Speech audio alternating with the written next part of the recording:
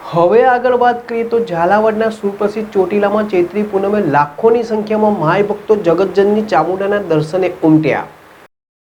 ચૈત્રી પૂનમે ઝાલાવાડના સુપ્રસિદ્ધ ચોટીલા ધામમાં લાખોની સંખ્યામાં માનવ મહેરામણ ઉમટી પડ્યું। આશરે 5 લાખથી પણ વધારે માય ભક્તો ચામુંડા માતાજીના દર્શને ઉમટી પડ્યા। ડુંગર પર ભીડ એટલી જામી કે ડુંગરના પગથિયા પણ ટૂંકા પડતા હોય એવું નજરે પડ્યું હતું। આજે ચૈત્રી પૂનમ અને હનુમાન જન્મોત્સવનો સુભગ સંયોગ હોય ત્યારે જય મા ચામુંડા અને જય માતાજીના નાદ સાથે લાખોની સંખ્યામાં ભક્તો ચોટીલા ડુંગરે માતાજીના દર્શન કરી ધન્યતા અનુભવી હતી। ડુંગર દ્વારા પૂનમને લીધે રાત્રે 2:30 વાગે જે દર્શનાર્થીઓ માટે ખોલી નાખવામાં આવ્યા હતા।